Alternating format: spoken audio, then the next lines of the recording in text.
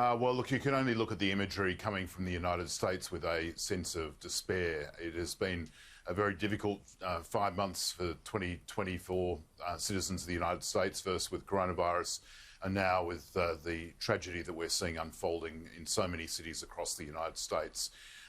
It is a country that we have such close affinity to, but more importantly, the United States for over 2 centuries has been the beacon for hope and for the liberal democracy and the values that we share and would like to see emulated around the world. And when you see citizens of the United States in despair themselves, it is a pretty sad message for all of us. Trent, Peter Khalil, what do you make of what's happening there? This is certainly making many question about the US's place in global world order and its leadership, especially for Australia.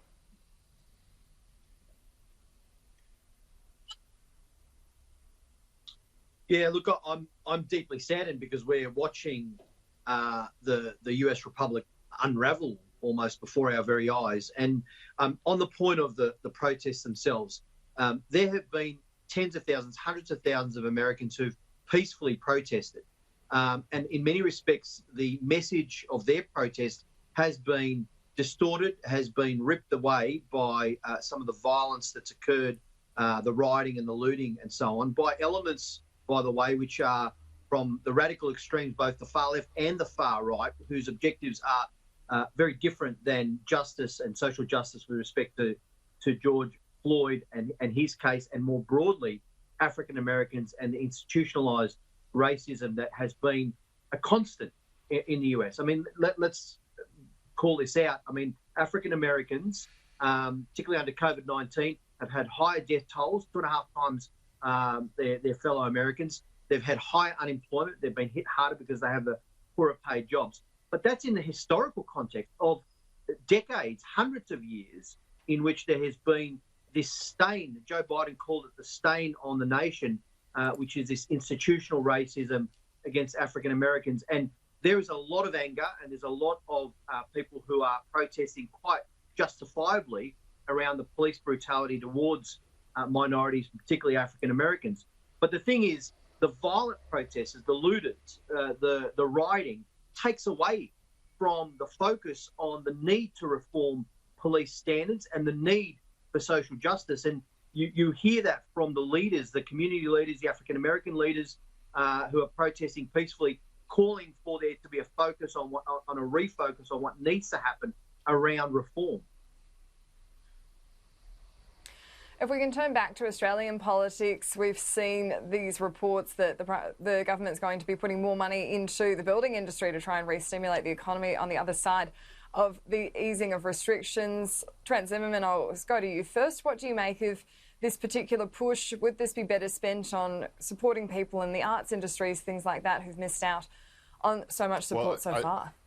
I don't think the two are mutually exclusive, and I'm very aware of the need for the arts community to receive support during what's been a horrendous time for them as well, along with the hospitality and retail sectors. I think that they've probably been the most affected segment of the economy and of society. Of course, sectors like arts, along with all parts of the economy, have been strongly supported through both the JobKeeper and the JobSeeker program, and in fact, billions of dollars have flown to workers in the arts and entertainment sector through those programs. But I think what's important as we come out of the other side of this is that we look at those parts of the economy that will have continued negative effects from the pandemic, and undoubtedly the construction industry is going to be one of them. It's one of our nation's largest employers, and anything that we can do to support it, get to the other side during the months ahead, I think is going to be really important. Peter Khalil, do you think that's enough support coming through, or do you think it needs to be more targeted?